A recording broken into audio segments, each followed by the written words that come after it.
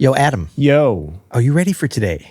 I think so. You got a bit of eye candy prepped for today? Well, I'm here, so yes, but I'm thinking about something else. I don't know about that. Instead of eye candy, I'm thinking a little ear food. Oh, I'm here for that.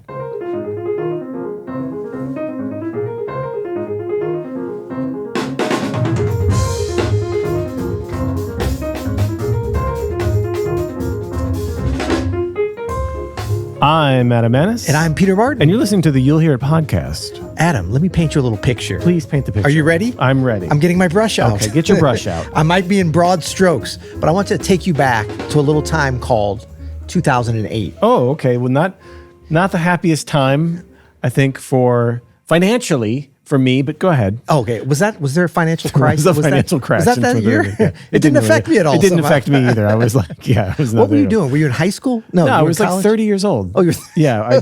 My name's Peter. Hi, Adam. It's nice to meet you. No, we didn't have kids yet. Okay. I actually remember sitting. Here's how I know I was young. I was sitting at a bar drinking when the financial collapse started to happen. I remember watching it in real time. No, I was here in St. Louis. Here. Okay. And I was just like, well, that'd be crazy if I had any money. Right. I know. Yeah. Exactly. Well, we're going back to 2008 today, not for that unhappy memory of the financial crisis, but for a very happy memory of one of my favorite records, Earfood, by one of my favorite artists, Roy Hargrove. The greatest. Yeah. I'm so excited. This album feels like it was just yesterday. I think a lot of timeless records that we explore here at the pod are like that. That's why we're exploring them. That's what's so great about them. Like, it takes you back to that time, but it's still relevant today. It's like when we put this on, it sounds like it was just recorded. Absolutely. I remember being so excited about this record. Our friend Montez Coleman is playing drums on this, which we'll talk about later. And I was so happy for him because it was such a hit. It was so good and well received. And East St. Louis's own. East St. Louis's own. So, Peter, can I paint a bit of cultural context around this time? So this came out in April 2008. Yes. The president was President George W. Bush. I don't know if you remember W. Wait, was that June? That was son, right? Junior. That was the right. George Bush Jr. Yeah, lovable scamp, George W. Bush. And then at this time too, Pope Benedict was visiting the United States for his very first trip over. Pope I think Benedict, I believe my Pope Benedict. Yeah, I think my dad played a gig with him on that tour of the sounds U.S. familiar. Sounds familiar. The number one movie was a movie called 21 about blackjack. I don't know. Oh yeah, that was good. Yeah, that was good apparently it's pretty good. It was the number one TV show was American Idol. Didn't like it. Yeah. It's still on. Still on. Is it still number one? The number one pop song was "Love in This Club" by Usher, featuring young Jeezy, who I assume is not as young as he used to be. And I can tell you, some of those lyrics did not age like they thought they were from over these last, 16 years? 16 years ago. Yeah. This is the cultural climate that Earfood was released into, at least the pop cultural climate that Earfood was released into. Right, absolutely. Okay, so Roy Hargrove, in 2008, I believe this was recorded actually in 2007, but released in 2008. Roy was about 37 or 38 years old then. And, I first met Roy when we were in high school. Yeah, amazing. So I feel like I've known him and knew him kind of our whole upbringing. I remember hearing about Roy from Wynton Marsalis, him talking about, you got to check, because I had talked to Wynton when he came into town, and we were going with our University City High School jazz band to the NAJE convention in Dallas. And I remember Wynton saying, you got to find and check out Roy Hargrove, great trumpet player. And at that time, you couldn't Google anybody. I didn't have a phone number or anything. I was like, maybe when I get to Dallas, I hope it's not too big. Maybe I can find Roy. But it just so happened he was, all I had to do. Dallas is huge. Well, no, it just so happened at the jazz convention, I just sort of asked somebody, do you know Roy Hargrove? They're like, yeah, he's playing with his high school band over in the room over there, the hotel. So I got a chance to meet him then and play with him. And over the years, I didn't play with him a lot, but there were certain times that I'd get a chance to guest with him, or he did some kind of guest appearances with Diane Reeves when I was music director. So it was always great to come together. But I always followed him closely. I mean, he was always, when he was still with us, was really a leader, an ambassador, a beaton for the music, for young folks, especially younger musicians, especially towards the end. But I mean, I think for all of us, like, he was such his recorded output was so fantastic. And around this time, in a lot of ways, I don't want to say it was the peak, because he did some amazing things before and after. Yeah. Right. But it was an interesting time for him, because he was coming off of 2 or 3 records, I believe, with the RH Factor right during this time, which was like the early 2000s. And he had been, he did his Habana project with his Cristol project, where he got his first Grammy, Habana. Very cool. He all did the Soulquarian stuff. The Soulquarian stuff, which was like early 2000s. So he was definitely starting to be viewed as like not just a straight ahead, or not even a straight ahead jazz musician by most people. So I think this record, Earfood, was super interesting in that it was definitely seen as like, oh, Roy's returning to his roots. He's going back to an acoustic quintet, which, he never really left fully, but I think to a lot of people, they thought he had because they've been especially seeing those him. early 2000 things. He's on D'Angelo's Voodoo. Yeah. He's making all those albums with Questlove and James Poyser and all those Soulquarian Common records. Common. Yeah. It's such an interesting band that he'd put together, and he was touring with these musicians for quite a bit. Yep. Roy's playing trumpet and flugelhorn on this. Gerald Clayton's playing piano. Very young Gerald Clayton, 23-year-old Gerald Clayton. And playing really his ass off. Playing his ass off. And really, I think this is Gerald's introduction for a lot of us. And a lot of us, especially those who are a little bit older than him, were like, where did he come from? This is incredible. Yeah. Incredible playing, an original voice. Justin Robinson is playing alto saxophone and the flute. A real partner for Roy for many, many years. Totally. I mean, Roy had some great saxophonists, and Justin was right up there with them and so closely associated with him for so many years. And Danton Bowler on bass. And then... Who? Danton Bowler. Okay. And then Montez Coleman, our dear friend, Yes. and recently passed away about 2 years ago as we're recording this. Montez passed away in 2022. And Montez had some great stories about being in this band. He and Roy were, as he described, very much like brothers for years. Yes. Just always hanging, always playing together. And there's some things I probably can't talk about here. Yeah. But they were inseparable for a while. Very, very tight. Right. And I mean, I always thought of like, I got a chance to hang with them some on the road a little bit. I remember one time in South Africa, I actually was right around this time. I always thought of Montez as kind of being like a big brother to Roy, even though Roy was a little bit older. Montez always had big brother energy. He had big brother energy. Yeah, for sure. He had that kind of wisdom, knowledge, and that kind of stuff. But I think that, tragically, Montez and Roy, really such, as you said, brothers, but like spiritually in terms of connection with the music, so similar.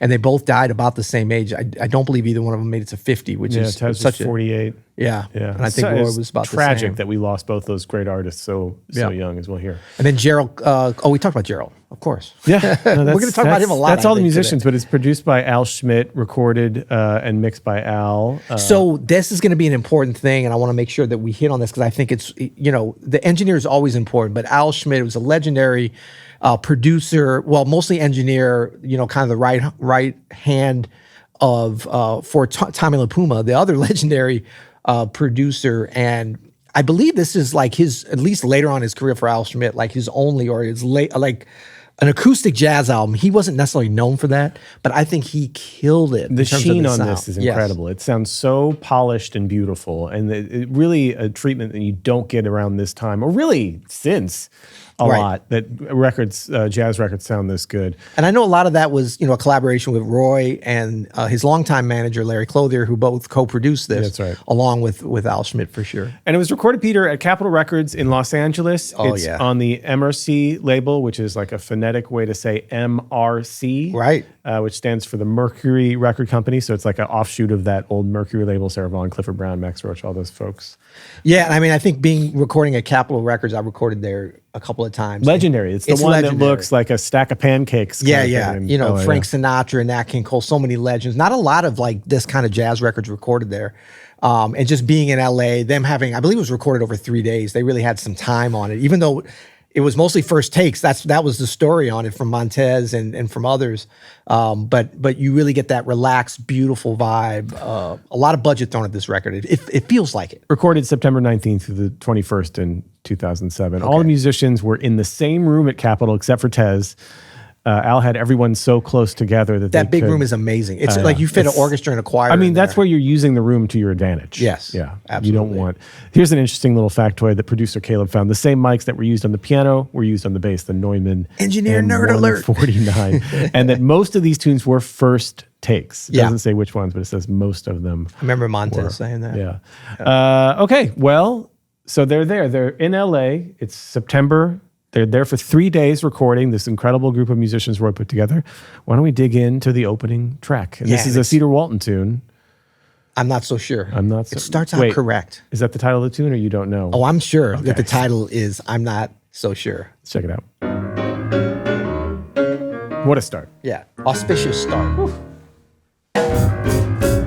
Tez. Immediate groove. And Gerald Clayton, yeah. Just Dan Bull, man. That's a rhythm section. I'm not gonna lie. Woo!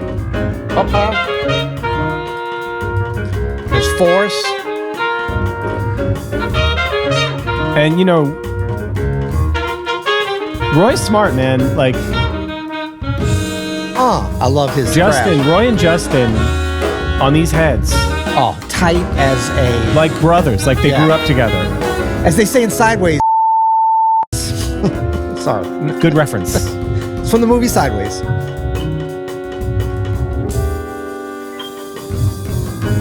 Those segues, Dynamics. Montez. He's a born arranger, Montez. Yeah, he's absolutely. arranging on the spot.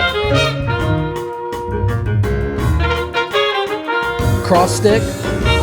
Open it. Open it up. Yeah. So good.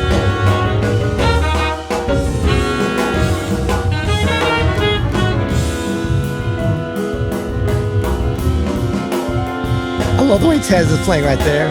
Everyone's mysterious, and he's kind of soloing. Woo! Space. Blues. Woo.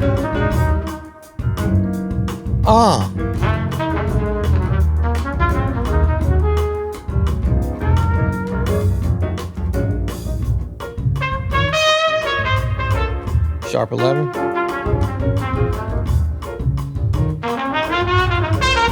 Dan Bowler holding it down.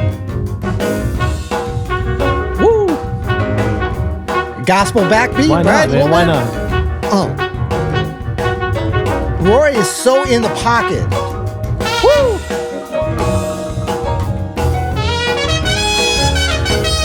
I mean, this is the start of a party. Yeah. Is what this opening track is, you know? Yeah, invitation, come on in. Please. Sharp 9.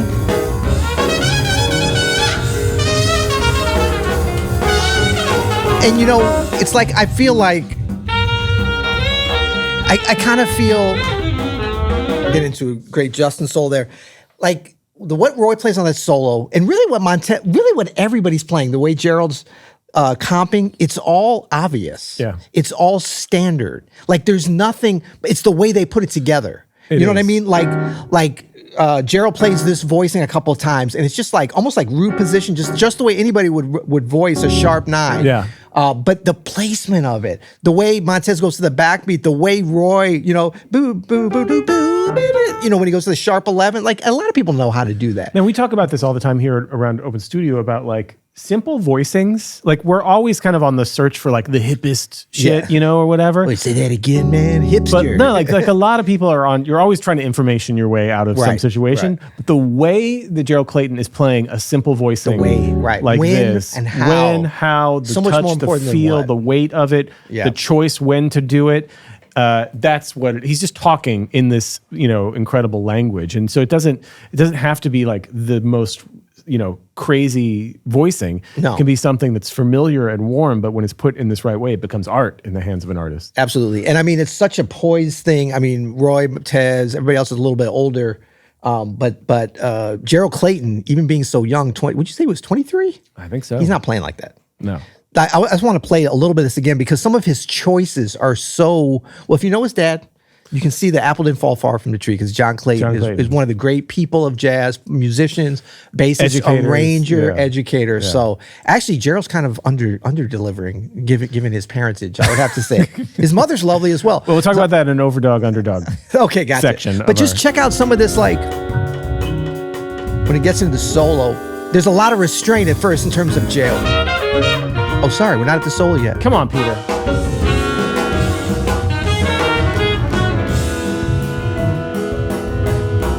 Oh, look, Montez is kind of like, oh, I got an opening here. Let me jump through.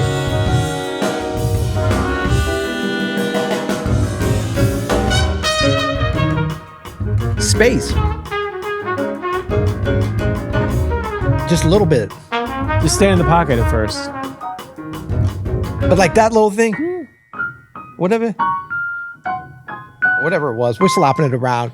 You know, there's some great stuff that he's grabbing there. Roy.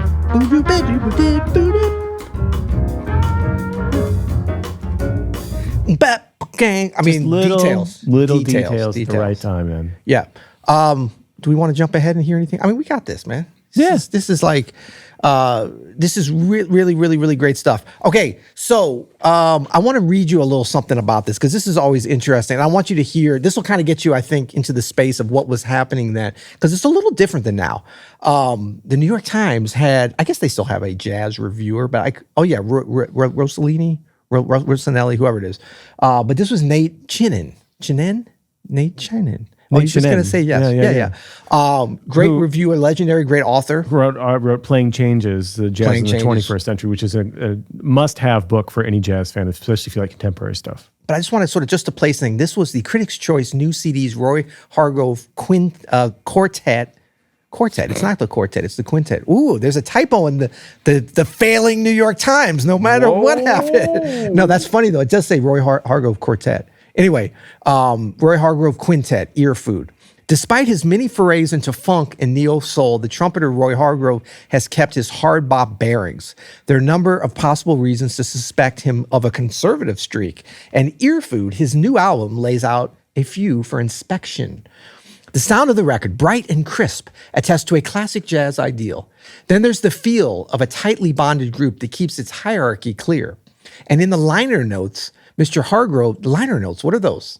Who knows anymore? If you're under the age of 28, you don't even know what I'm talking about right now. I haven't written a liner note in 20 years. Mr. Hargrove declares that he aims to please with simple melodies and a product steeped in tradition and sophistication. He has a secondary title for the album, I love this, Sound Nutrition. That's good. Really good. Indicating that this stuff is also supposed to be good for you. The twist is how freely Mr. Hargrove moves within this zone. He's not afraid to assert his own idea of what tradition and sophistication mean. Only 2 of the album's 13 tracks feature swinging rhythm, which I never really thought about that. Well, because it's all swinging. Yeah, but there's a bunch of ballads too, which I would consider swinging. But I get it. I mean, yeah, and even this. He means like straight ahead tip in, yeah. But this was a different time when it was like you're conservative, or you jazz, or you know. A little bit, yeah. Now it would be like, what? There's swinging on it? Incredible. Style, a different stroll, and the stinger, a livelier shuffle. But of those originals, bring out the natural effervescence of the pianist Gerald Clayton. Elsewhere, it's all backbeats and ballads, and Mr. Hargrove sounds right at home. Yeah, that's some good jazz writing there. Way to go, Nate. No, and I Nation think he kind of nailed it. You can we'll link to this, the entire archived article. I don't know if you have to be a member. I'm a member of the New York Times, but I can't share my login here. That's too much. Please don't. But that kind of gives you a little bit of a backdrop. And then I pulled up this interview. Oh, yeah, let's see this interview. I saw you fussing with this, but I haven't seen it. What do you mean fussing? Well, you've been fussing all day. Stop fussing with me, man. But this is Roy in 2008, so. Big world, that you... Wait, hold on. Let's take it back a little bit. I've always felt that, music was this big world, that you just kind of like explore every part of it. Even when I was in college, I used to always hang out with like the gospel choir, or the rock cats, or the R&B cats, and the jazz musicians as well. So, I try to keep a well-rounded ear for things. Actually, right now I'm not doing so much of the other things. I'm kind of maintaining a straight-ahead repertoire these days because this is the music that I enjoy playing the most, I think, for sure. It's amazing. So that kind of tells you where he was at that time, 2008. I love thinking about, man, it just warms my heart to see. I mean, I miss him a lot, and his spirit just being there. It's almost kind of shocking. The energy's undeniable, like the charisma and just the magnetism of his. You can just feel his love and seriousness for his craft. He was speaking about college, which one of my favorite fun facts is freshman year. I believe Berkeley is where he went to college. Freshman year, Roy gets sent to the dorm. His roommate young Jeffrey Keyser. Yes, that's right. They were college roommates their freshman year. That's right. At Berkeley, which is insane. Yeah, and Jeffrey Keyser's on Keys to me, Keys to Life. He's on I believe his first record, Diamond in the Rough, and wrote some early compositions that Roy really loved. And I played with him in '94 and '95 those same tunes, and Roy wrote some great stuff. Huge influence on each other, and. Also I recently saw the Roy Hargrove documentary, which is called Hargrove, which is by a director, Eliane Henry, and highly recommended that. It's on PBS right now. I think you may have to be a member. I'm a member as well. New York Times, PBS, NPR. By Charles, I was going to say Costco. NPR. Costco. Well, you've certainly got your liberal suburban creds down, Peter. But it's a wonderful, there's a lot of controversy about it, as there always is with somebody that we hold near and dear to us, close in the community. We don't want to share him. Yeah. We don't want anyone disparaging him. And it's a tough watch because it's within the last year of Roy. His health was failing in his last few months, but there's some beautiful footage of him playing and talking. There's some rough stuff in terms of interpersonal relationships, but I think it's an important piece. They've got the right people talking about him. First and foremost, him. Yeah. Roy is constantly being interviewed and talking with the crew, being interviewed. This was speaking for himself. 2018? 2018, yeah, exactly. He passed in 2019, yeah? In 2018. In late 2018? Yeah, fall of 2018. Yeah. And I mean, he was at the Bistro, by the way, just that year. That's right. Playing here. And I remember... that was the last time I saw him. He, off the stage, seemed, kind of like his health was failing. Yeah, you could kind of tell something was wrong. Yeah. On stage, he was playing at just a high level as I've ever heard him. It was crazy. Was incredible. Yeah, that duality that he had, and that had been like that for years, actually. It was, and they get into that, his health stuff, and some people saying they shouldn't have talked about it, whatever, some other issues. But I would just say, go see it for yourself. They've got Roy talking and playing beautifully, Christian McBride, Questlove, just a lot of people that really speak eloquently. And people complain, why isn't this? Why? No. It's not about, they can't include everybody. Antonio Hart has some beautiful words about it. Gerald Cannon, really musicians that knew him. His manager, Roy Hargrove. Roy Hargrove's manager, Larry Clothier. Yeah. Anyway, it's an interesting piece for sure. With someone with this kind of magnitude that's so important to an artistic community like this, there's always going to be people who, you feel like he's a part of you, right? You feel like you have some stake in his thing. So I'm sure there's always going to be controversy about who's included and who's not and all that stuff. Yeah, and seeing the documentary and just talking.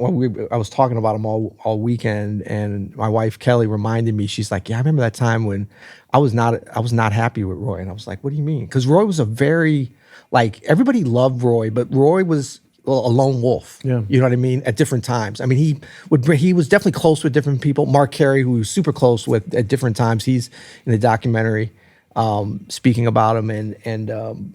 But she reminded me of this time, and this must have been like 95, 96, sometime around then. But there was a gig in New Orleans. It was kind of a jam session at this guy's house who would organize things during the New Orleans Jazz and Heritage Festival. Really nice cat who just loved music and would invite musicians that were in town and local cats like myself over. And Roy was there, I was there. And Roy kind of had, as Kelly remembered it, she's very protective of me, She doesn't know what she's doing. But she's like, he was kind of upset with me because I hadn't seen him since I'd left his band. Mm-hmm. There was some other, I never left Roy. I did leave the band to do other things. There was other issues that really aren't worth going into. But just to say that I never got a chance, which was on me, to talk to Roy. I did talk to him, but he felt like it was like a betrayal. I wasn't the only one because of management and different issues. A lot of people came and go. And as they say in the documentary, nobody ever left Roy's band because he wanted them to leave. That never happened. But people were constantly, especially during that time. So I cherished the time I had with him, what I learned from him and everything. And, this record was years later. You know what I mean? He was already killing it back then. But by this time, I think he was really, really in his prime. He was in his prime. Yeah. Well, let's talk bangers, Peter. Let's talk bangers. We've got a banger each. We've got our favorite tracks, our favorite solos. So my banger track on this, a little bit of an unexpected banger. It's a ballad. It's Speak Low. And I chose Speak Low because, first of all, I love the tune. It's a standard. But the way that Roy treats this, I could listen to him play a beautiful melody for every day for the rest of my life. And I mean that. There's nobody better alive in my lifetime that could do this. And so I just want to enjoy this track, Speak Low, if you don't mind. And also the rhythm section here. They're top shelf. They're doing nothing wrong.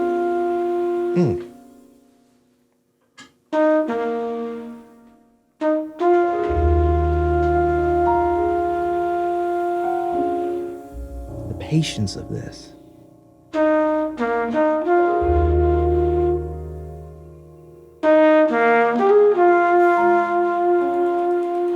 Oh, just the perfect.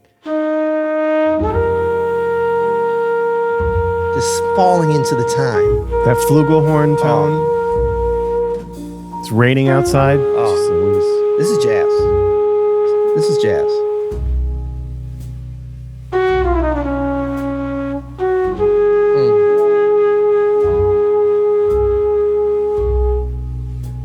That's a resonant bass, Mr. Bowler.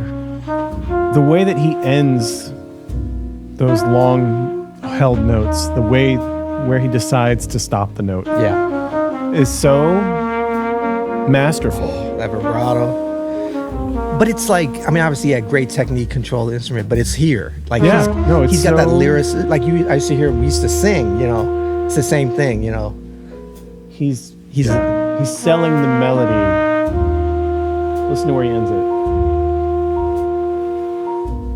On the beat. Almost every time.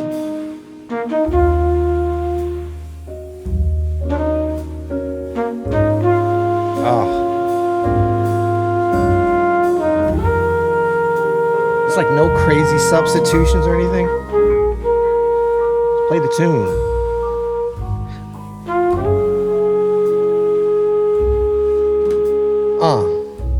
Montez. Yeah, Montez is... every ballad I ever got to play with Tez was like such a beautiful experience.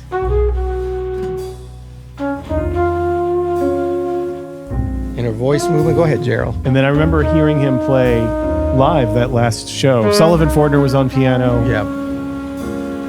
Playing a ballad. Diminish it up. I forget which one he was playing that night.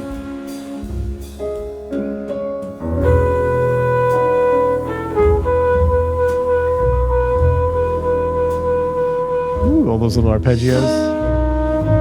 I listen to the dynamics that Gerald Clayton's using underneath everything. Super light, but the recording on this, though, the clarity that they're getting for every instrument. I'm surprised that Montez went in the same room because it sounds like they're all right there together.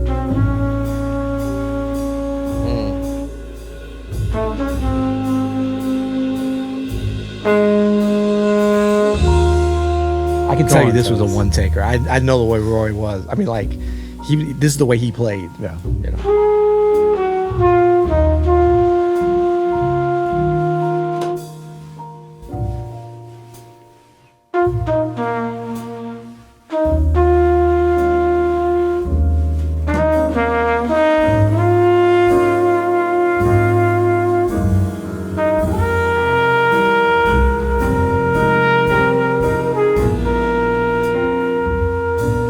I think when something's so beautifully recorded too, it affords the musicians the luxury of just playing simply and beautifully, and the confidence. Because like when you go in and hear playback, and it almost sounds better than you're playing. It isn't actually. It's just it's capturing nuances that you can't even hear. I mean, I've been in this situation before, and it's such a confidence boost to you to know that what you can play quietly and it's going to be captured. Yeah.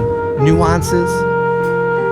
And Roy's not done anything but play the melody. Yeah. Oh, man. I mean, he's not added a single flair or flourish or anything. And the whole arrangement was just that beautiful rubato breathing for 4 bars and then coming in with the time.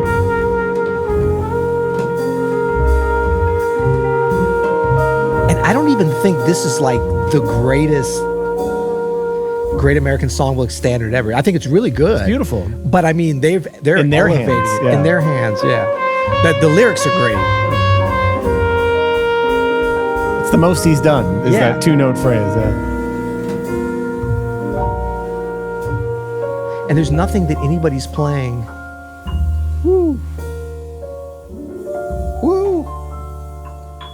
That's the weirdest thing harmonically, and it's not even that.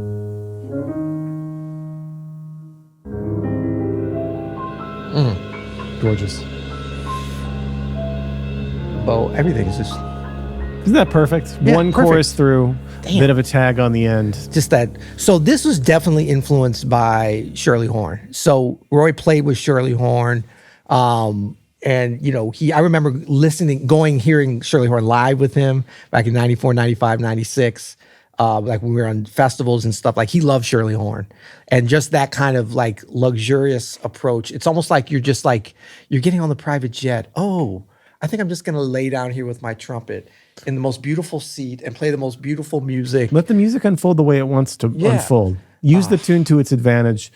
Make it, you know, really like embrace your craft, what your instrument is good at, what you're good at, and make it happen. Yeah. Yeah. And I think it also is just, you know, it's a testimony to the way everybody's playing. I mean, Roy set the tone with this, and I remember this as well, just not from what he would say, but with how he would play and just how he would even like pick up his horn and approach playing. And it's not to say that he was perfect. Like he had I remember one tour where he was just like tired. We all were. I mean, it was like crazy travel. We were young, but it was still like, and his chops were like messed up after a couple of days, and he was like struggling. But like his kind of like connection with the music, there was something about his spirit and like his bounce that was always there.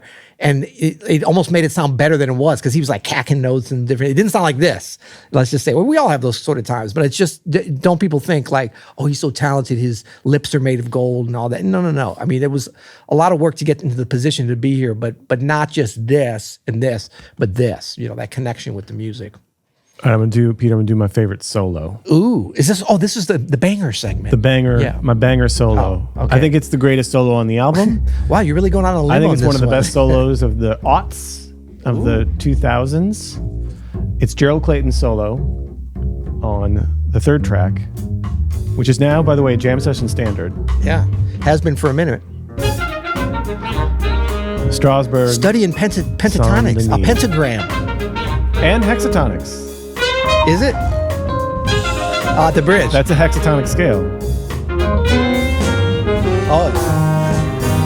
You mean when it goes to the major seventh? Woo.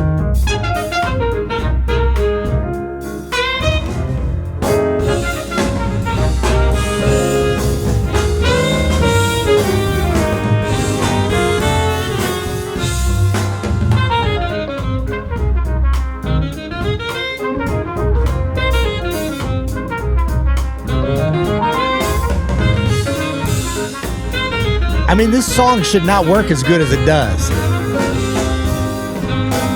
Tags throughout here, too. Oh. Okay, sorry. I got to stop it. Okay. Because I want to listen to it again. All the times I've heard this solo, we've talked about this. Part of the genius to this, and maybe what sets it up, is how he starts. He starts early. Right, yeah. He's quoting the like, but the way, like he's coming in hard on the syncopation. He's coming in real like basic in terms of like that pentatonic. He's still there, but he's already giving a little bit of and a little bit of a different prism, right? Yeah, and that's just a little thing, but just it's kind of like somebody walking into a room. You know how some people walk in and everyone's like, damn. Yeah. Not even, and then you might look at them later and be like, they're not that attractive, but like they got this. It's all swagger. It's like swagger. All swagger. But this is almost like a little bit of a, like, you're kind of easing your way around the corner. And he's doing this cool thing, if you don't know, when you hear him doing this, he's palm muting the strings inside the piano. So he's playing in the grand piano and he's gonna, I can't do it here on my Nord, which is because it's a you can digital try it. keyboard. Yeah. So you'll hear him like mute the string. You'll hear it. Let's hear it. Let me just get back to that. So that's where it starts. He's already offset it.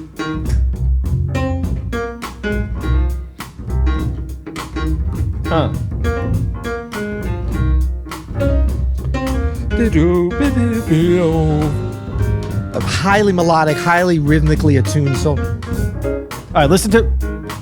All right, I want you to listen this chorus through. Listen to how he uses the low end of the piano keyboard. Oh, he uses it as this like effect, almost like a to get this like grace note. It's so unusually low though. But check it out.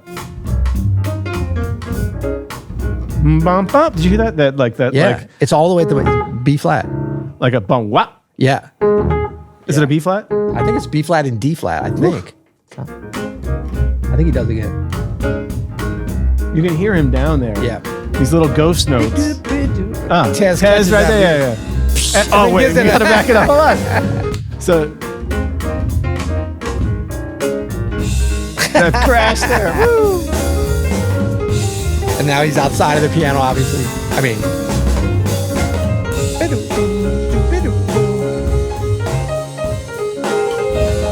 This is just like such basic stuff.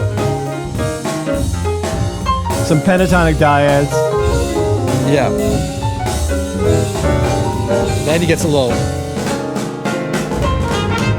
Okay, one of the greatest solo. drum fills of all time. I mean, it's so like you could write it out and learn it and be like, yeah, and that's what's up. But like to play, you talk about like just like drum swagger. But at the right place. When we played trio, when Bob and I played in a trio with Montez, we never played this song because I didn't want to put this, like this is, he's kind of, I didn't want to be like, yeah, this is your thing. I never want to do it. But we did the Steely Dan tune Black Cow. We did it this bouncy, like. I remember that, yeah. We did this kind of like, this kind of feel, And occasionally he would do this fill like on a solo, like we're coming back on the chorus, like like go over the bar with it, and it was I was just lit up thinking about this every time. Well, is the Montez Strasburg Santini drum groove? Is this like the Ahmad Jamal Poinciana drum groove? Could you say? I think it's approaching that, right? I think it's the whole rhythm section. Yeah, I think it's that whole bass line. Well, as it is with Poinciana. Yeah, too, yeah. It's approaching that for sure. Yeah. But I just got to hear that fill one more time. Here you go. Oh, man, and then when he goes to the tom and then to the hi-hat, come on. This isn't a bad solo here. I know it's not on your official list. This is a good solo. I think the Gerald Clayton solo for me is it's all great. of the things that he's talking with.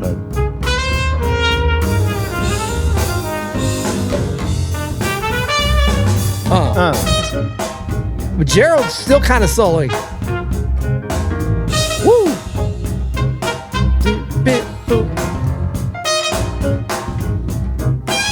Well, I will get to back it up there. Again, another Montez moment. Listen to how he catches what Roy does here. Second time. Yeah. Woo! On the one.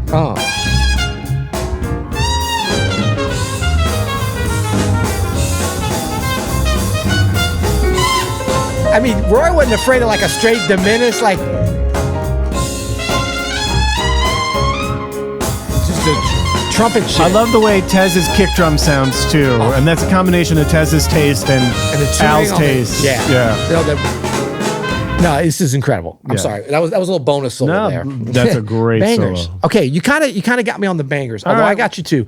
What's your banger track? Those are good. So I've got Star Maker, which up until preparation for this pod, my friend, I thought was written by Roy Hargrove. Shame on me. It's written by Lou Marini. Can you check that out? You knew that. Did you know that? I did not know that.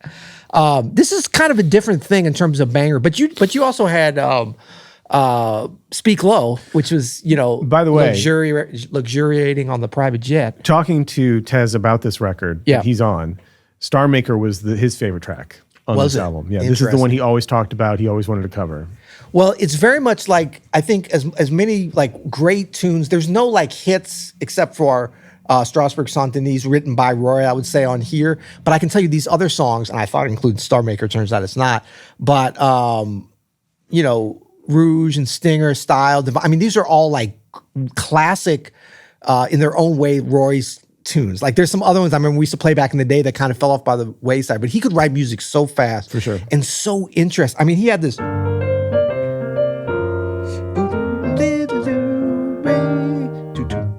This was like, he wrote this when he was like 21. And it's just, like he knew how to like take interesting harmony with super simple melodies and then later on with different grooves and stuff. I mean, masterful. But this is not by Roy, but he was great at picking tunes as well. Star Maker.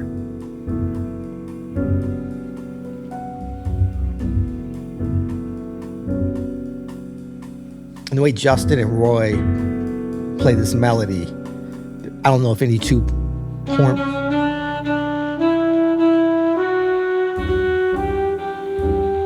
It's just a melody that just is creeping.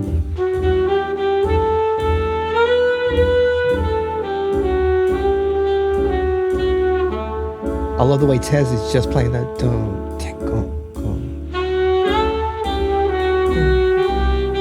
Just hinting at the groove a little bit. There it is.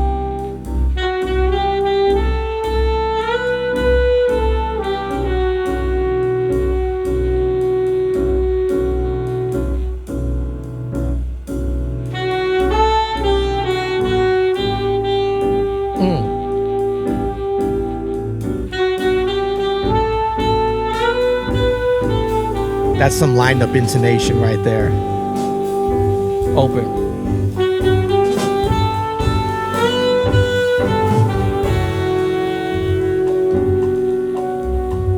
So good, man. What a great tune. I mean, their intonation, crazy good. Yeah, the intonation is so sick. Yeah. And it's not like it's pitch correct or something. Like when they're a little bit sharp, if they're together in such a beautiful way. So human. What a great arrangement that Roy threw on this.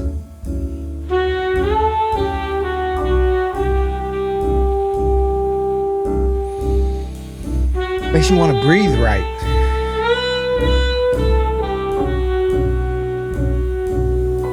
Oh, here. It's just timeless.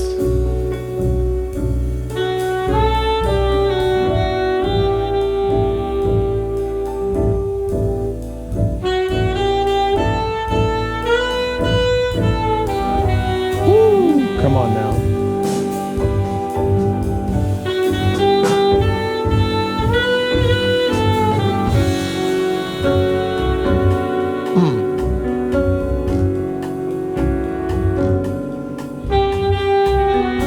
This transition here, stunning, coming up.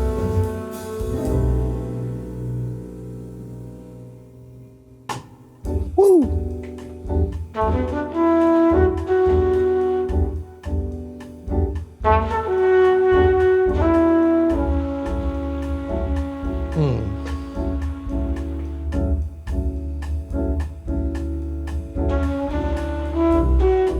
Just complete heart wrecker with the flugel. Yeah. You know?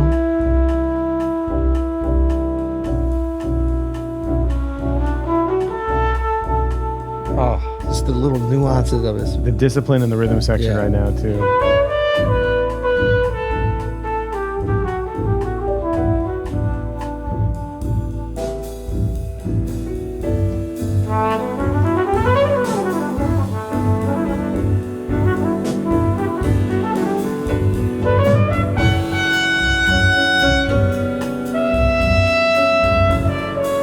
Yeah, so, okay, I kind of stole a little bit of solo there too, but Man, so good. yeah, so that's my banger. Worth every banging penny. What about your solo banger? So my What's your solo, favorite solo okay, on the album? so this is Gerald Clayton on Mr. Clean. Oh, yeah. So, okay, Mr. Clean, this is a Fred, I guess it's not a Freddie Hubbard tune, but he did it on his CTI on Straight Life. I think it was on Straight Life. And like, to be a trumpet player and try to cover this, because Freddie's killing it on there. Jack DeJohnette, I think it's Ron Carter. Hey. And this is all just kind of F. The whole tune is like, when they get He's doing a lot of diminished. It's just like F, yeah.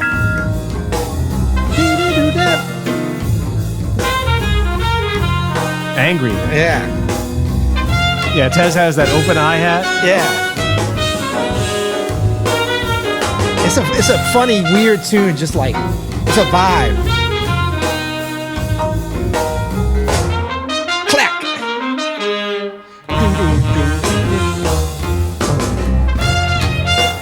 It's like Junkyard Dog in it. Junkyard Dog. Okay, but we're doing a solo, so I can't cheat. He's like, yeah, man. And I love Tess. Clack! What do you call that? Flam? Spling. You know, it's not clang. You know, it's clang. Big flappy flam. Big flam. Okay, so Gerald Clayton's solo Oh, I've got the time on here. It's 3:50. Okay, so he takes it out. He might be up for an award later. A little foreshadowing for you. But this is coming out of Justin's solo and Justin Robinson. And this is all just like F7, kind of burnout. Burnout. Yeah. But just check out the way that Gerald starts the solo.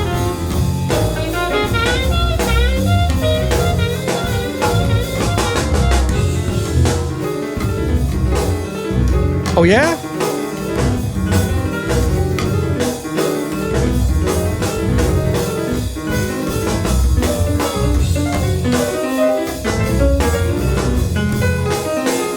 It's like he stumbled into a...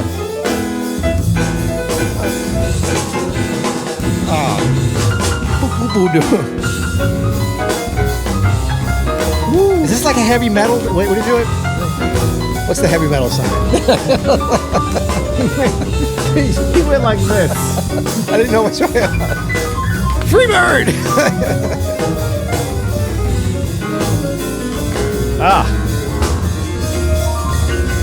I like this solo, sue me.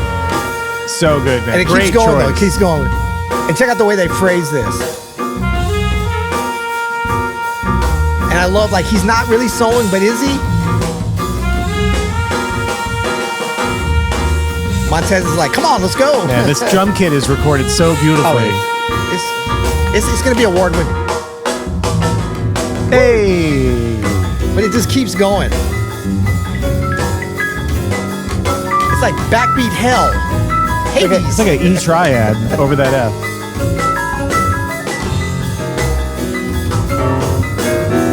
And this is fourth voicing McCoy for days. Octa's coming down. Come on now. So good, But they man. start at 10. They stay at 10. They start at 10. They stay at 10. That's a banger track, man. That is a banger. So Right in the middle of the record. that brings us, Peter, to our next category, the over-underdog. Over-underdog. So- What's the over-under on the over-underdog? What is the over-under? So is there anything that is overrated? Is there anything that's underrated from this album? I would say underrated. I'm going to go Dan Bowler on the bass. I feel like he's an underdog. Well, was he even rated up to this point? We don't really know. We don't really know, but he's playing his ass off in this album. Where's Danton, by the way? Where's Dan? Right. He's from California, I believe. Is he? Yeah. I don't know a lot about him. I believe I met him once. He's totally playing his ass off on Playing this his record. ass off. Him and Montez He's are rarely rated. I know Tez loved playing with him. Yeah. Yeah. And I'll say that's, for me, that's an underdog. I think, Hard to say Gerald Clayton's an underdog. He's an upstart. He's an upstart. I mean, he was not much rated, so he got rated real high after this record came out. For sure. I think that the sound is underrated on this record, not by us. Just in that, like, I think it's such a, great sound, great engineering you can't polish a turd. A great engineer told me that one time. It's true. It's true. Shit in, shit out. But no, I mean, a great engineered record Wise words. can't make a record great if the music isn't great. They sure can ruin one. But it sure can ruin one. And I also think that that really superior and sound can elevate a record. And I would say that this is a little underrated because I think a lot of people, and when we get to our snobometer later, you're right. This is great. they would say it's too much of a sheen on this. It's too artificial. I beg to differ. I think it sounds great. I think it's accurate, clean, beautiful, intense. I totally agree. I think the playing clear, active for sure. Playing is obviously world class, and you need that first. That has to be there because, like you said, you can't polish a turd. But I think you could make it sound just like pedestrian. The This could have been sound pedestrian. elevates it. It makes it elevates even better and makes it even more fun to listen And I'm telling you, when you're in the studio and you know it's sounding great, not only because it's a great room, this is an incredible piano. They had it. I mean, everything's like this is what happens when you throw pop money, or at least small pop money, at a great jazz artist, a great jazz group with a great engineer, great production, great. You're going to get something wonderful. I'm going to say overrated. I'm going to say 1 hour plus jazz albums. It's a little too long. I love it. Don't get me wrong. I love it, but it's an hour and 13 minutes or something like that. Hour and 7. Hour But I and mean, 7 there's 13 tracks, my friend. 13 tracks. Yeah. There could have been 11. That's all I'm saying. I don't know really? which 2 I get rid of. I was about to say, which ones did you take off? But it's just as a listener. I don't know. You know, I love LPs. I love 43 minutes. I love 44 You're a Renaissance minutes. hipster. Got it. No. Exennial. It's just like there's a flow that I need to get into. There's Yeah. nothing wrong. But I feel like in the CD era, people really started to like make some long ass records. I would say normally I would agree with you in this record, just because I've listened to this record a lot from beginning to end. And there's no point where I'm like, oh, this is great, but I don't need this. Or I know it's extending on. It's I'd say like, in general, yes, there's too many. It's a very nitpicky thing. Yeah. I like a tight. Because what if you went to a concert and it was an hour and 7 minutes long? I love an hour and 7 minutes Well, long. why can't this be an hour and 7 minutes? minutes? I don't know. There's a flow thing. But that could be just my thing, but it is my thing. And I'm going to say that's my overdog on that one. What about, let's talk Apex Mountain. Apex Mountain. Okay, so Pinnacle Mountain. What are we calling it? We were stealing Apex Mountain from another podcast. Mount Rushmore. No, Mount Rainier. St. Helens. No. Mount Everest. Something very high, like high points. What's the top dog? What's the top shelf that occurred on this record outside of what we've already said? Well, I consider Apex Mountain is like, I think who's having their apex at this point, right? So like, is this the apex for someone involved in this project? So is this Roy's apex? I would say his recorded, like for an entire record that is him as a leader. Yes. Commercially, it might be his apex. Although I'd have to say Hargrove, like RH Factor, Hargrove it's different though. But if I was pressed to pick one, I would say this is Apex Mountain, because it's not that he's playing like there's live stuff like on that DVD from the New Morning, which was from the same year, 2008, and other times. And I remember playing with the New Morning, and he loved playing there. But like, I've definitely heard Roy play just as good as this, maybe even next level in a way, like live, sometimes stretching out more. Me too. But in terms of like his sound, I mean, that Speak Low, the diverse, like the way this is set up. This is a case to be made that this is Roy's sort of apex moment. Commercially, artistically, you could make an argument for Earfood. Yeah. You know, he really like cemented his sort of legendary status in the culture with Earfood. I mean, before that even, but this really was like... Especially when you look back at his totality. The exclamation point on the situation. This is like, oh shit, this guy is like leaving us tunes that are now part of the like jam session. You know what I mean? Like, is this also, there was a viral video from this one? Like, this is also came out around the same time that YouTube started, and there was a version of Strasburg Saint Denis that was a live version on the DVD. On the DVD, but someone put it on YouTube illegally. Well, these bastards. No, thank you for doing that, because Apex Mountain of jazz videos on YouTube. It was amazing. But that video Strasburg had millions and millions of views on early YouTube. You just gotta look. You can still find it. I'll send you a link. Okay, please send me a link. Yeah. Okay, Apex Mountain. Yeah. I'm gonna go out on a limb. I'm a big guy, and it's a small limb, so support me if needed. Apex Mountain for sound on a jazz record. I think there's a case to be made. I think you can make a very strong case. Like an acoustic jazz album. The greatest apex recorded. for sound of a jazz album. This is almost as good as it gets. I mean, let's think of other great sounding like acoustic albums. You're going to be thinking Blue Note. You're going to be thinking Impulse. You're going to be thinking... Blue Note for sure. I'm thinking Now He Sings, Now He Sobs is, I think, one of my favorite sounding trio albums. Yeah. You could also make a case for Annie Keith Jarrett, you know. Yeah. Different trio stuff. Very different sound, but also beautiful sounding. Eicher. Yeah. All the Manfred Eicher stuff. There's some...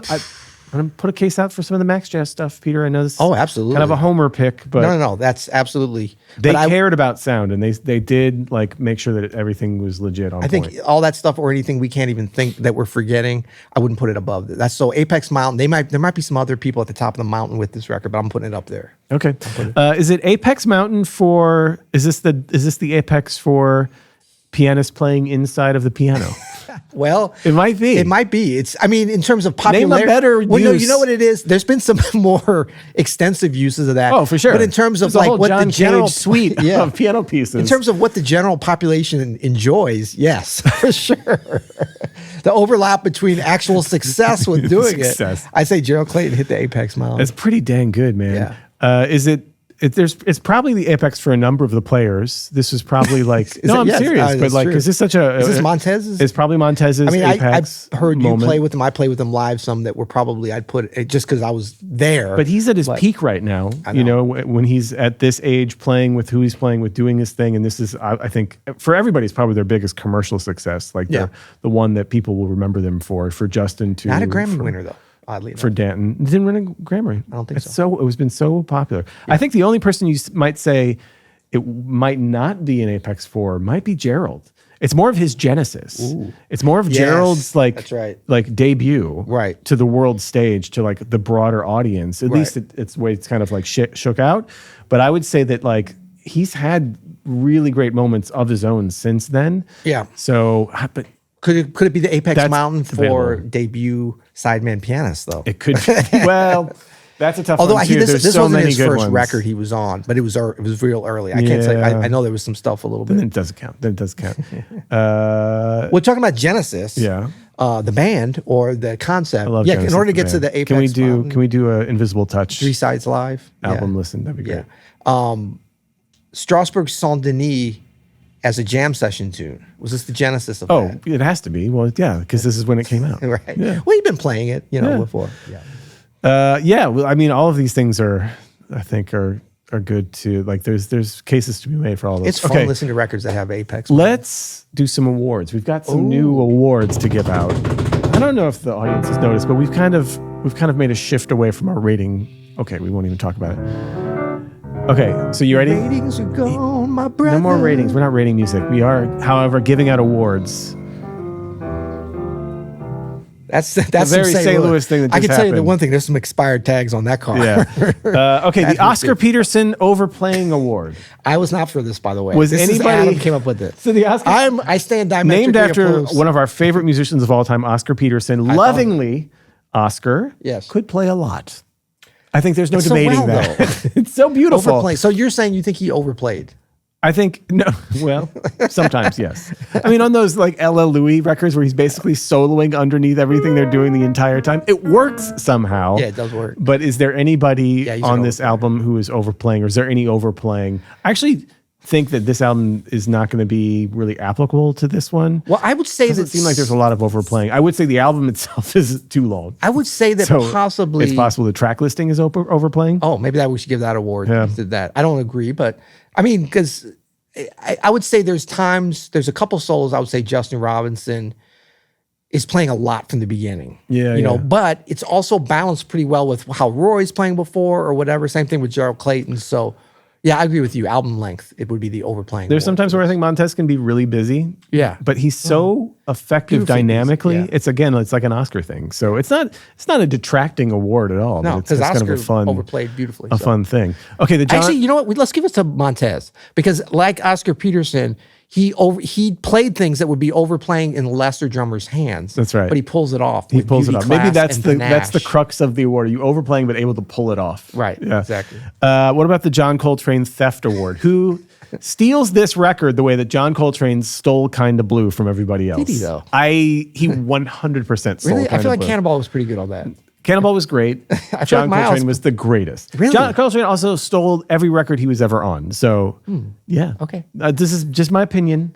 Okay. But John Coltrane was a scene stealer. He was a track stealer. He would steal. I mean, he's so good. Yeah. Is there anybody here that is going to win this award, Peter? Who do you think? I mean, Danton Bowler, because we didn't see him coming, maybe. I got to give it to Gerald Clayton, though. Gerald Clayton, because he's an upstart. He's on the come up at this point. I mean, look at both of our that's true. Our solos are Gerald Clayton bangers. Solos. That's true. Our banger solos. Well, we're pianists. We are pianists, but he is like he's laying down some thunder here. We can give it to him. All right, Gerald Clayton gets the John Coltrane Theft Award. Are we going to go with the third one? Do we decide on that? Yeah, one? the Cecil Taylor Taking It Out Award. Who takes it furthest out? Well, it's got to be Gerald Clayton again. On that solo. Oh, that solo. Yeah, actually, that I would say, it would have to go to Gerald. Yeah. Okay. Mr. Clean. Yeah, Gerald Clayton on Mr. Clean. He wins the Cecil Taylor Taking It Out Award. Okay, first call subs. Imagine, now this is a perfect lineup because they made this perfect piece of art. Yeah. But what if there was subs on speed dial just in case a plane flight got canceled or someone got pneumonia or something? Who would your first call sub be for some of these fellas? Like for me, if you were like we've already talked about Gerald Clayton, he steals this album and is this incredible debut to the greater, broader world. Yeah. But if he wasn't able to make it, I think you could make a case that Robert Glasper would do a great job with this material. Rob would do great. I mean, he played with Roy right before or after this? But he would, on Earfood, I think specifically, he'd do great. He would crush. He would do great. I mean, crush on anything, but he would crush on this. I mean, yeah, I'm thinking any of the pianists that played in Roy's great bands, Sullivan Fortner, he would have... Too young for this, but yes. Well, no, he would have been... no, he's about the same age as... Is he? Oh, no, he's a little bit younger. I always think he's like Hey, when I met him, 28. he was 14, he was killing. So he was already ready. All right, you're right. You're right. Jonathan Baptiste would have been... He played with him like maybe 5 years That's later. interesting Oh, choice. no, more than that. Yeah, he even. was in there with Montez for a while. Right. Yeah, that was the overlap That's there. an interesting choice. That would be good. That would Yeah. be good. Mark Carey could have come back. Carey would Mark be, Carey early. He would crush this one. Yes. Yeah. In one of the first great quintets. I agree with that. Jeffrey you, Keezer. You would crush this too, Well, Peter. I mean, you would crush this I'd one. come in and try to do This my is like thing. if your wheelhouse had a wheelhouse, you would, Yeah. you would do really well. That's fun to think about, though. What Yeah. about Thelonious Monk if he was around? That would be different. Yeah, I don't know about Monk. He would be interesting. It would be interesting. It would be great to hear a Monk Roy duo album, actually. What if Roy had to call us up? Well, you got to call Nick Payton then, right? Nicholas Payton would be the perfect, right? He would be good. That'd be a great. Could you imagine? I mean, what he would do with this material? Didn't you guys did a tribute thing at one point? Well, yeah. So Roy died, I believe, 2018. Didn't they make a record together with Wynton at one point? They made a record. I think so. And they did something on Verve because they were both on there.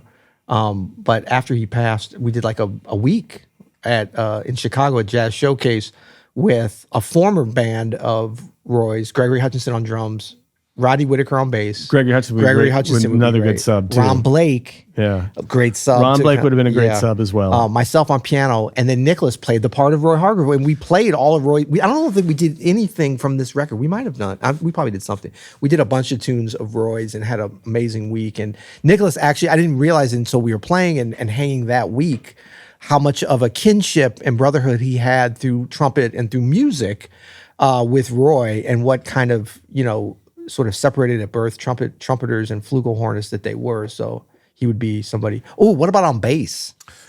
I would love to hear the maestro, Ron Carter. Okay. Because all these great bass lines, and then Yeah. can you imagine him playing on like Speak Low, the ballad? Yeah. Dude. Oh, he would. Yeah, I mean, Bowler's kind of coming out of a Ron Carter approach to a lot of the grooving stuff, obviously the swing. For sure. That's fun. Yeah. Okay, Peter, next category. Uh-oh. Bespoke genre. So someone said this was listed as post bop. I don't even really know what that is. Isn't that anything after 1955? Yeah, isn't that like pretty acid, broad. acid rock? So if you had to label this a bespoke a bespoke genre, if you had to make up a genre for this record in particular, it was its own genre, what would it be? So I almost think this is like smooth jazz, but it's got to be bespoke. So like, it's not what most people think of as smooth jazz. It's smooth. I mean that it's got appeal. It's hip. Oh, the smooth jazz hip? Actually, I don't know. Okay, smooth acoustic vegan jazz. Vegan? Why vegan? Well, because it's flavor? good for you. It's actually more soulful than people realize. There you go. And nourishment, he talked about that's that in the good alternate point. title. Earfood, so I I'm like going it. smooth acoustic vegan jazz. I'm going post real book groove bop. Post real book. Oh, you're just okay. No, because the Strasburg Post Real Saint Denis Book, is now right. a standard, post real book standard. And That's not in the real book? It's not in the real book. Oh, yeah. Not any real book that I know. Because it's post real book. Post real book groove bop. Groove bop is just nonsense. I like it. Going I on. like it. I like it. Hot takes / rants. Hot takes. Okay. I was thinking about this a bunch. I've got a number of hot takes, some of which I've revealed already. But are you ready for my number one hot take? What's on your this? hot take? Your number one hot take? Earfood. Okay. The album we're celebrating today Yeah. by Roy Hargrove. Yeah. Quintet. Fun fact. This is by the artist on this is not Roy Hargrove. It's the Roy Hargrove Quintet. is quite That's a how hot it's take. listed on the Yeah. album. Actually, can we put up the album cover? Because that's gonna. Oh, we're gonna talk about that when we get to our accoutrements. Let's just take a look because I want to confirm what I'm saying is correct.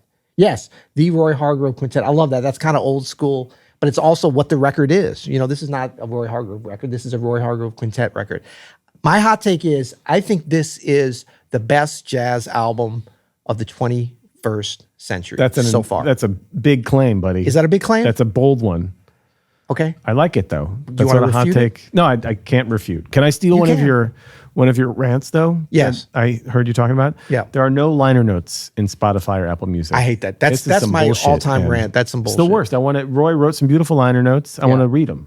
I have it in my kitchen. I'm gonna bring it in tomorrow. Let's talk accoutrement though. While we got the album cover up, so accoutrement. So the things surrounding the album, the cover, I think is beautiful. So great. It's Like, is it a club? I always thought it was like a school, but it's a club, right? Of course. It's a club, yeah. But he's kind of in the wings. That was Roy. Like, I saw Roy Roy was always about to play or playing. Like, that was his life. Any photo too, where Great you can suit. kind of smell the photo. Yeah. Like you can smell what it feels like to be in the wings of a club. Yeah. You're about to go on and everybody's wearing suits. Like I know what that smell smells like. You know what I mean? In terms of composition, with the coming in there with the V, it's very well done. Gorgeous. He's got his hands on the. And we already talked about some of the other accoutrement. The sound is top notch. Yeah. The track listing is top notch. Title, Earfood is as good as it gets. tells you everything. It's a 10 out of 10 if we were still rating things. the font, The font is pretty gorgeous. it's fantastic. Yeah, a little ahead of its time, that font actually. That's right. Okay, so now, Peter, on to a familiar category, but we're going to re-emphasize it. The snobometer. The what? The snobometer. Snobometer. Snobometer. Snobometer. On one side of the snobometer is someone that has very little taste in jazz, like my Aunt Linda, who I love dearly, Yes. but doesn't love jazz, No. but likes music. Yeah. On the other end of the snobometer is a jazz. It's really hard Does to that say. fall off the tongue for you? Snobometer. Snobometer. Snobometer. Snobometer. On the other side is someone who has a very refined taste in jazz and music, and A snobbish palate, someone perhaps. like Ethan Iverson. By the way, Shout of out whom Ethan. We got a shout out from Ethan on X. I don't even know what to call it anymore. Twitter. Where someone had alerted him that he's part of our snobometer. Yeah. Ethan, Shout out Ethan. I hope you feel as complimented as we mean it to be. Yeah. You I hope have- we're repping you too. You are the icon of someone with great taste. Right. So where does this? And let's just say Ethan is, because he's a fantastic musician and he's a great writer and really kind of a critic, almost you'd say a journalist about the music. I think One of the he's best a writers. fantastic writer Yeah. and journalist about the So he's music, the- and that's why he's. I don't actually know if he's a snob. I don't think he is. But The snob has a negative connotation. We mean it in a very flattering way, Ethan, if you're listening. So he's over here. He's Yeah. got great taste. He's refined. He's heard a million records. Aunt Linda, she likes Kenny G. She's not afraid to. She's not afraid of some vintage soul music, but she doesn't know a lot about what's going on in the. Right. So where does this fall? And can it be loved by both? That's kind of the Yeah. thing is which, like I'll tell you what, Aunt Linda, she would like. I think Strasburg Saint Denis. I think she would like Speak Low quite a lot. Yeah. You know what I mean? She would feel like, she'd put it on as she's. some red wine. She doesn't drink, Aunt Linda, but Okay. she's dusting things.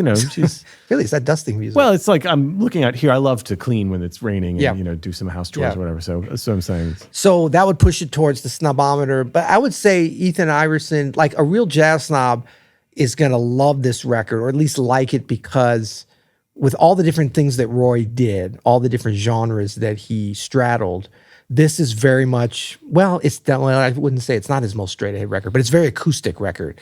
And it's a, some of them, it's not, it might be in the middle. It might Because be in the it's middle. Roy. Roy is like the ultimate jazz snob musician, though, because he was always at Smalls. Like he was a great teacher of the music. Like he was really a stalwart of the jazz community. I think more than most people even realize. Yeah. Shout out to the great documentary. Did we talk about that already? we did, We yeah. did. Good. Yeah. Yeah. But just to reiterate that'll really give you a flavor of all that. I agree. I think it's in the middle. I think it's wobbling. I think that the snob loves Mr. Clean, but Aunt Linda, she doesn't like it. So Right. I think it's somewhere in the middle range of the snobometer. And then I think track to track it varies. I think for some jazz snobs, they may chafe a little bit and Brussels sprouts. It's too clean. It's too clean, Yeah. Mr. Clean. And it's also, the sound is too pure. I love that because I think it's not artificial. I don't think it's saccharine at all. It might be too traditional too. You know what I mean? Yeah. But, well, Well, they're just playing Speak Low. I know. As a straight ahead but ballad. that's not, but the whole, like the way it starts, I don't know. I consider myself a jazz snob and I love this record. I just said I think it's the best record of the 21st century. You did say that. I put it out there. Hot take. Hot take. But a bigger hot take I got for you. Okay. Or question for you. Yeah. Better, worse, or equal to KOB? Kind of blue. I don't want to say worse, but I don't think it's better than Kind of Blue. No. So you think it's the equal? I don't know if it's even the equal. I think I like Kind of Blue a little bit better. I think it's great, but I think Kind of Blue edges it out a little bit. Okay. Yeah. Cool. Well, on that note, let's should we take it home? Let's take it on home. Yeah. Should we bring it on home? This record. Oh, you know what? You didn't even notice. I weaseled my way out of that. Underrated. Yeah. Covering a soul song by Sam Cooke. Yes. There needs to be more of that shit. I know. Yeah. What a great way to go out. We're going to take it out of here. I think we nailed it. Oh, right? we totally nailed it. Okay, you look surprised. Yeah. So this is Bring It On Home to Me, of course, Sam Cooke classic. I love the way they play this. Roy did this a bunch on gigs. Even thinking back to my brief time playing with him, he was great. I mean, it's one thing to take a pop tune or a soul tune, R&B tune, a country tune, anything, and be like, let's jazz it up or whatever. But they play this straight down the middle. They play it straight down the middle, but it's with an acoustic jazz group. Beautiful. It just works. It's the shizit, as we say. Thank you, Adam. This was awesome, man. Dude. Thank you, Roy Hargrove, R.I.P. Montez Coleman, Shout out to R.I.P. producer Caleb over there. Producer Caleb in the house. We're going to press play, and then we're going to bring it on home. Until next time. You'll hear it.